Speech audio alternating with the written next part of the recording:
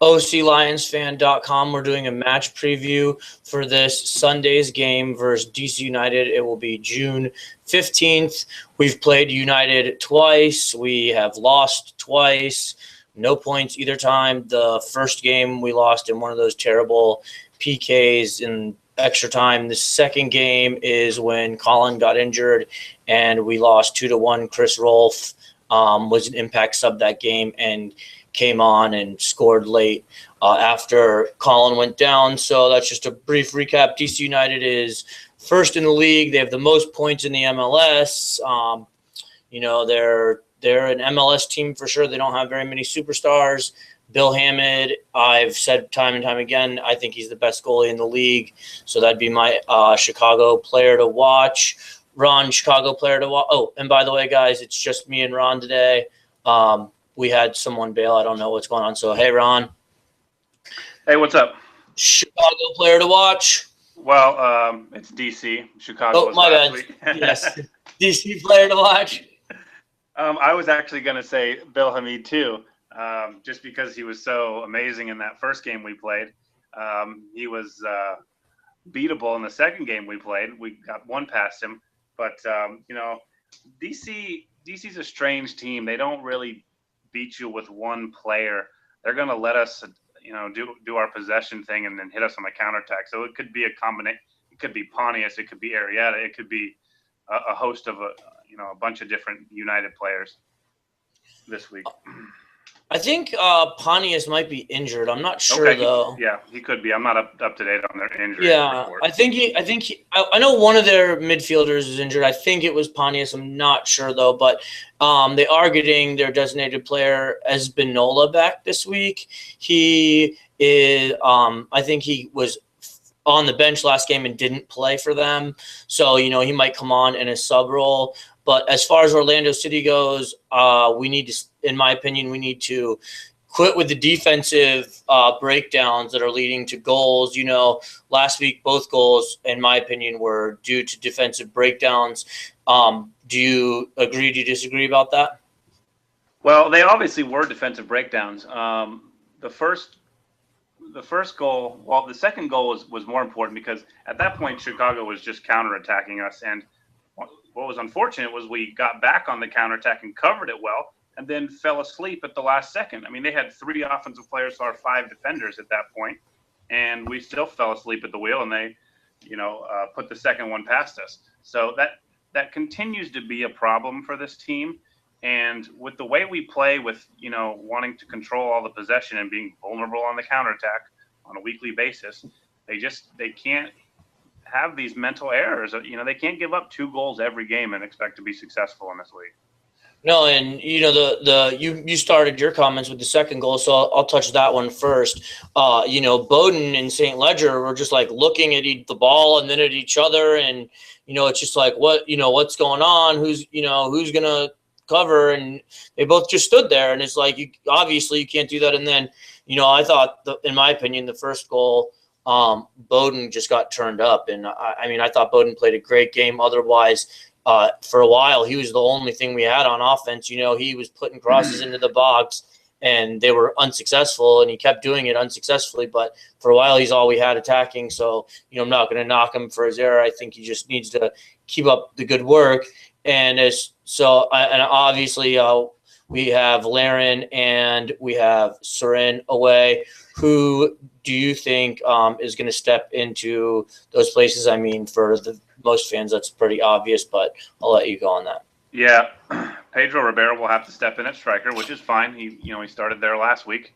Hopefully, he can go a little bit deeper in the game. He seemed a little slow, and maybe his match fitness isn't quite there yet, which is completely understandable. But he'll start at striker, and that will be fine. We won't miss much there. And then as far as in Surin will be gone, so Akugo will reclaim his starting role, and which is good. I'm glad to see Akugo back. I want him to be in good form. I don't want him to completely waste away on the bench because we will need him, whether it's U.S. Open Cup or injuries or call-ups or whatever. So Akugo will step in, and I think hopefully he'll play really good.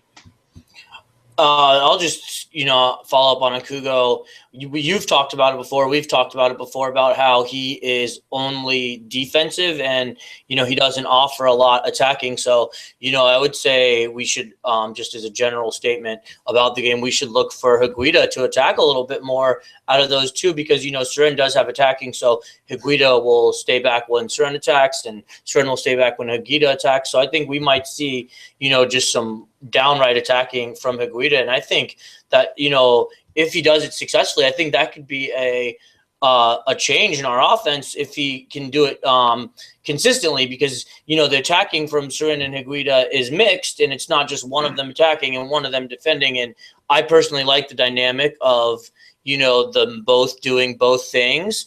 But with Akugo, he's much less attacking than Surin. So I'm hoping Higuita, is attacking. And you've talked about it before. So you want to touch on it again? Yeah, I do like the prospect of Higuita getting up the field more. He's very explosive and powerful.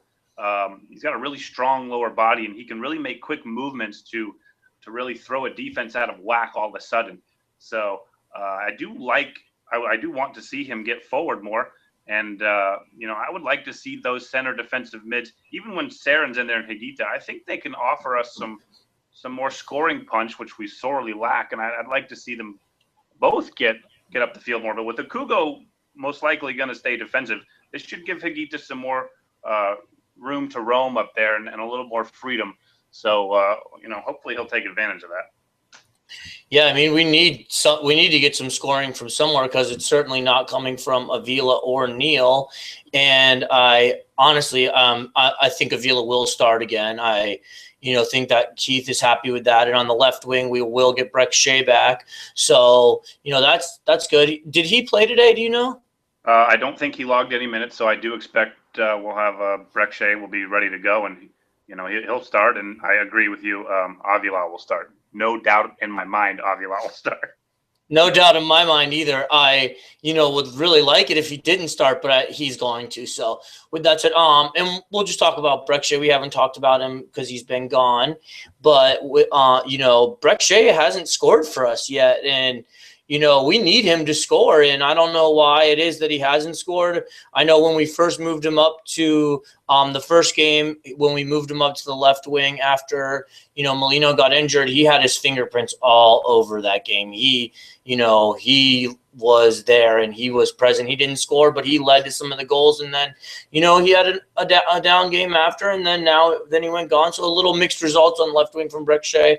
Why do you think that is?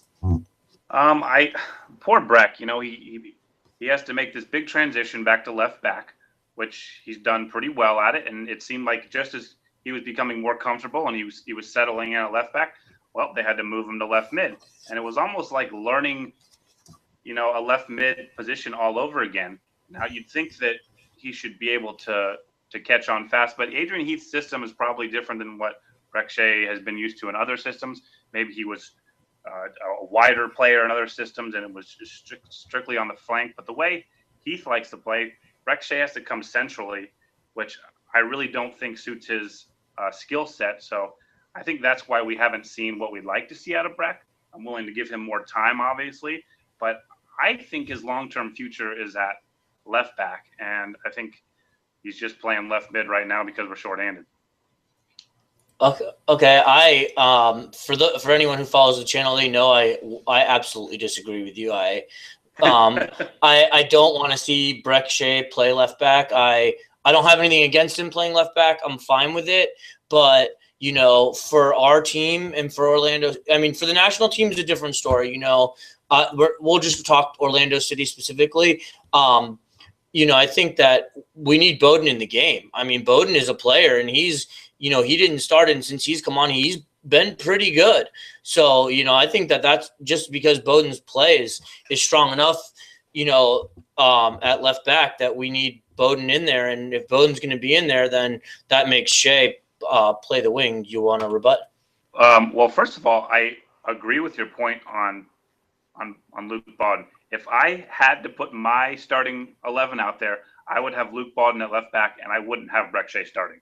I know that would surprise many, but as of right now, I wouldn't have that. I think Bowden's a better left back, but I think Shea is better at left back than he is at left mid. So it's kind of it's a weird thing there. I think because of that, obviously Breck Shea is going to start at left mid, and I'm perfectly willing to give him, enough time to readjust to the position, and hopefully he'll come good, and it'll be a great combination of, two left-footed players on that side with Bowden and Shea. But I do agree, Bowden's better at left back. He should play left back, and right now we're kind of catering to wherever we can fit Shea in. I mean, I'm not saying we shouldn't play him. I just think that we have to have Bowden on, and obviously, I want to see Breck Shea excel, because I think if he picks up the scoring and the assisting like he did those years in Dallas before he had those injury riddled years at Stoke, I think that that changes our team attacking. I think that would just be leaps and bounds better than where we are now. So, I don't know what he needs to do to pick it up, but I was joking on Twitter during the game that Addy Elton has 2 more goals than Breck Shea does. So, it is what it is. And I'm happy to see, we'll just change subjects and then we'll conclude. Just really quick, I just wanted to mention something about the change last week from St. Ledger from Hines to St. Ledger. So it's St. Ledger and Colin now. Sorry if I was unclear. But on Coach Heath's interview on 740 The Game, he said that they're going to keep that lineup this week. And he said that's because he liked the experience of St. Ledger and Colin together, and that he thinks that that's the proper pairing for now. He said Seb Hines took it really well. So, seeing that pairing again, I mean, they were terrible on the second goal. So other than talking about them just standing around, what do you think about that pairing? And moving forward, what do you think that they can offer or not offer? Because we saw Colin and Hines, and then we saw Hines and St. Ledger, and now we're going to see Colin and St. Ledger. So of the middle of the center halves, what pair do you like? Why do you like them? And what do you think moving forward, if we're going to stick with Colin and Ledger, what do you think that they have to offer, that Hines didn't? You could answer them all at once or any way you want it. Well, they have a good dilemma going. They have 3 solid center backs, and a lot of teams can't say that. So, I mean, obviously Colin's going to start every week. He's the best one, and he's getting paid the most money. But I personally like Seb Hines, but I don't know that he's been necessarily any better than Sean St. Ledger. This is one of those things where if Adrian Heath likes that pairing better of St. Ledger and Colin, then who am I to argue with it? Because I don't think there's a big enough drop in. They're different players, but there's the same skill level there, and so he tends to go with the hot hand, because it looked like Aurelian Colin was ready to come back, and he said, "Oh, I want to keep Hines and St. Ledger together," and then the next week he wants the new pairing, and so it's like what's the flavor of the week with him? So, but I don't think you can go wrong with either. I think they're both good, so I don't really care who starts. All right. I mean, I just want to win. Anyway, we'll conclude. I'm going to give you guys my prediction first, because Ron is 3 for the last 3 and I am 0 for the last 3. So we'll leave the good one for last. I think that draw versus DC United at home. We've played them tough both times. I think that we need to keep our concentration level up for 90 minutes, because I think both games against DC United, we kind of lacked concentration at the end. So just going on our track record, we're 0-2 versus DC United. So I think a tie will be at least 1 point from 3 games instead of no point from 3 games. And I'm going to go 1-1 Orlando City tie. Ron. Oh, gosh. I want to go out on a limb and pick something, drastic one side or the other. I wrote today, well, it hasn't been published yet, but I think, I'd like to know what the lineup is first, because last week I predicted they'd win, but if you'd have told me that Neil and Avila were starting, I would not have predicted that they were going to win. Well, we're going to have Shea back. Yeah, so, I think we know what the lineup's going to be. So if we have Shea and Avila, and we'll probably see Rivas late in the game if we have to. I see a draw as well. I think we're going to get up early on them, but I think we're going to have a mental breakdown, or I think they're going to hit us on the counterattack. I just think this team, even though I think we matched up really well with DC, I think one of these times we play DC, we're just going to smash them. But I don't know if we're there yet. So I see another draw. You might even see a 0-0 draw here. So I hate to agree with you because then we're both right or wrong. But I don't see them winning this week. I don't think we're there yet. I think DC's a smarter and better team than us. They're definitely more experienced, and we're the youngest. Are we the youngest team in the league? Well, we're one of the youngest teams, if not the youngest. Okay.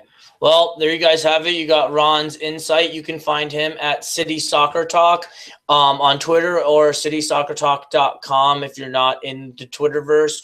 You can find me at OCLionsFan.com, or you can find me at OCLionsFan_TV on Twitter. I will be out at Gate C after the game. I'm there every home game doing fan interviews. That's, the whole premise of this website is to get the fans' opinion. So come out to Gate C, share your opinion with us. I'll try and get you on the website. Follow Ron, read his articles. He does good things. And I have just one special question for Ron as we conclude. Where you at? Ron? Yeah. Ron, you still there? Yeah. All right, great. Ron, my special question for you this week is, would you like to be the official co-host of Weekly Match Preview? I would. I would love to be the official weekly co-host. I've been all right now. So my Wednesday nights are planned to do it. All right, great. Well, now we have an official co-host for Match Preview. Follow Ron, follow me. We're both trying to give you guys great content. If there's anything more that you want from me, let me know. I always ask if anybody has anything that they want to hear me talk about. Nobody ever replies. So somebody out there reply, give us some talking points. I'll mention you on here, whatever, Anyways, thanks everybody for the follow. Thank you, Ron, for being the official co-host. My pleasure. And I hope you go 4 for 4 this week, because then I'll get my first one right. Yeah. So, hopefully we win, but we'll see. Yep. All right. Well, thanks again, Ron. All right, guys, come to Gatesy after the game. Peace out.